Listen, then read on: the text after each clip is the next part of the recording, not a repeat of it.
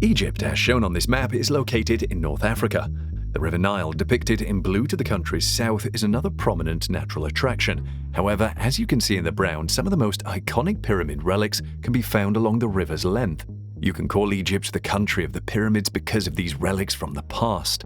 Pyramids, however, are not the only ancient structures in Egypt. Scientists have continued to make fresh discoveries that are terrifying.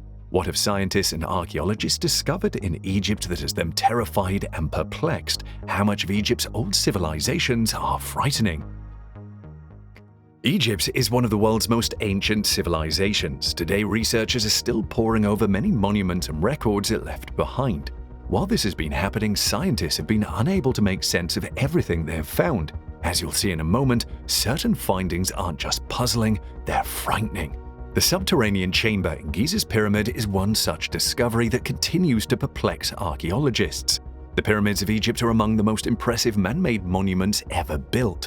Their enormous scale indicates the pharaoh's importance in ancient Egyptian civilization. They were said to be chosen by the gods themselves to serve as their mediators and were placed halfway between human and heavenly. As a matter of fact, the pyramids were so closely linked to the kings that the smooth-angled sides of the pyramid symbolized the rays of the sun and were supposed to aid the king's solar center in heaven in enjoying the gods, especially Ra, the sun god. What was the significance of the pyramids? Pyramids were constructed for religious reasons. One of the first civilizations to believe in an afterlife was Egypt. They believed that every human being had a second self known as the Ka. The Ka had eternal life after the physical body died. The people were concerned about the king's well-being. As a result, his body was mummified and everything he would require in the afterlife was buried alongside him, including all the trappings of royalty, such as gold cups, food, furniture, and other offerings. The Giza Pyramid is one of the most well-known structures in Egypt. The tomb of one of Egypt's first pharaohs, King Khufu, stands 140 meters high and 230 meters long, making it one of Egypt's largest. The king's room, the queen's chamber, and an underground chamber that appears unfinished are the three primary chambers that we know about in the Giza Pyramid. There's also the magnificent 47-meter-long hallway that leads to the king's chamber.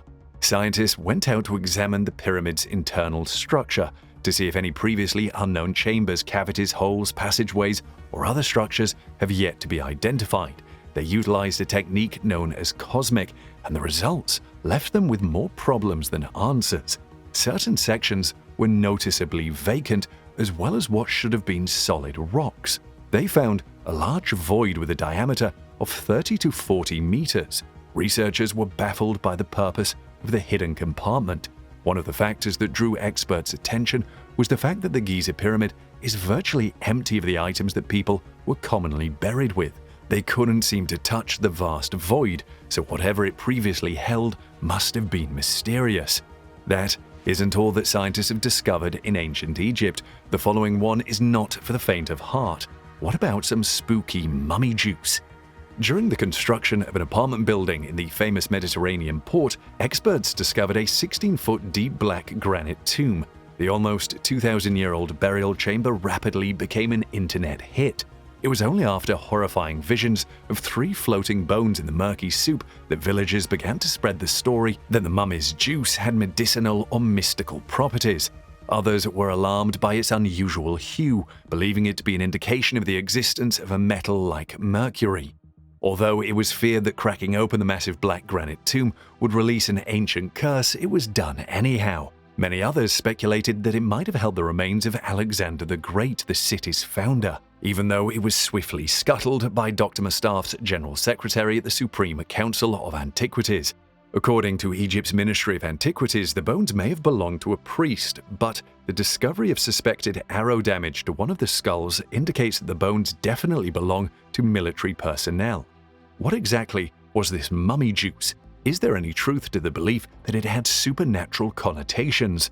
Unfortunately, the answer is no. Investigators discovered that the liquid in question was neither mummy juice nor red mercury, but something far more banal and insignificant.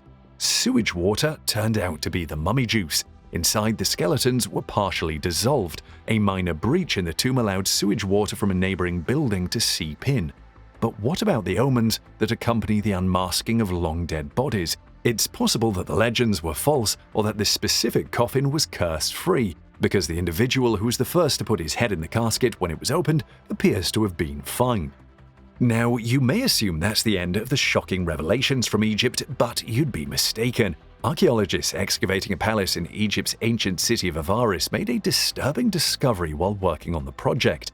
The skeletons of 16 human hands were discovered buried in 4 pits by researchers. 2 pits, one in front of what is thought to be a throne room, contained 1 hand each. The 14 remaining hands are kept in 2 more pits built at a later date in the palace's exterior space. What's more surprising is that they're all right hand, no left hands were found. The discoveries, which were unearthed in the Nile Delta northeast of Cairo, date back around 3,600 years to a time when the Hyksos, a race thought to have originated in northern Canaan, ruled over part of Egypt and established their capital at Avaris, which is now known as Tel al-Daba.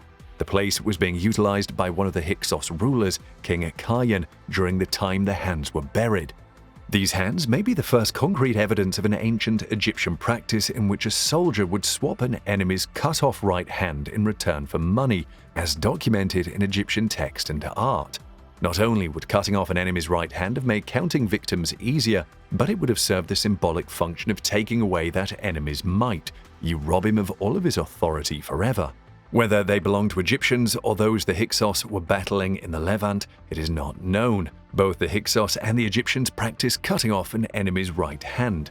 On the tomb wall of Ahmose, son of Abana, an Egyptian battling against the Hyksos, one tale is written. The inscription, which was written roughly 80 years after the 16 hands were buried, says in part, "Then I fought hand to hand. I brought away a hand. It was reported to the royal herald. The writer received the Gold of Bravery as a reward for his efforts." Translation by James Henry Breasted, Ancient Records of Egypt, Volume 2, 1905. Ahmose captured 3 hands and was given gold in double measure during a later expedition against the Nubians to the south. The origins of this horrific custom remain a mystery to scientists, as there are no known records of this practice in northern Canaan, where the Hyksos are said to have come from. It could either have been an Egyptian ritual that they learned from Egyptians, or it could have started someplace else entirely. As the earliest proof of this practice, it is important to note that in ancient Egypt, the brutal treatment of prisoners was nothing new.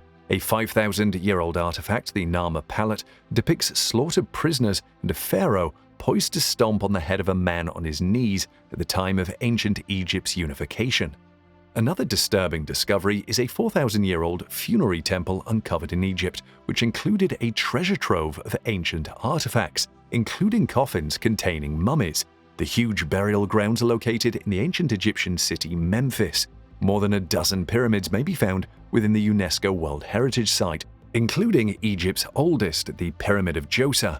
But one of the most exciting findings was the identity of a 4,200-year-old queen.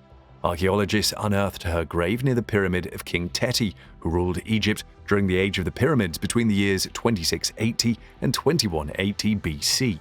The ancient female monarch has now been named Queen Neat, King Teti's wife. Her name was finally discovered inscribed on a temple wall and written on a fallen obelisk at the tomb's entrance. Hawass, the archaeological mission's leader, said he predicted that recent findings would help rewrite ancient Egypt's history. His team also unearthed 52 burial tunnels, each about 30 to 40 feet deep, with more than 50 wooden coffins dating from the New Kingdom, roughly 3,000 years ago, inside. The team also discovered a 13-foot-long, 3-foot-wide papyrus on which Chapter 17 of the Book of the Dead is inscribed in hieroglyphics, along with the owner's name. The Book of the Dead is an ancient Egyptian document that outlines how to negotiate the afterlife to reach the field of Aru, or paradise. It was the first time such a big papyrus had been discovered inside a burial pit. Additionally, the site yielded numerous wooden funeral masks, a shrine to the god Anubis, guardian of the cemetery, and sculptures of Anubis, along with games buried with the dead to keep them occupied in the hereafter, also being discovered at the site. One of them was a game named 20, which was discovered with its previous owner's name still visible on it. In the shafts, another game named Senate Cross was discovered. It's similar to chess, except that if the deceased person wins, they enter the hereafter safely. And you already know what happens if they lose, right? Let us know what you think of these discoveries in the comments section below.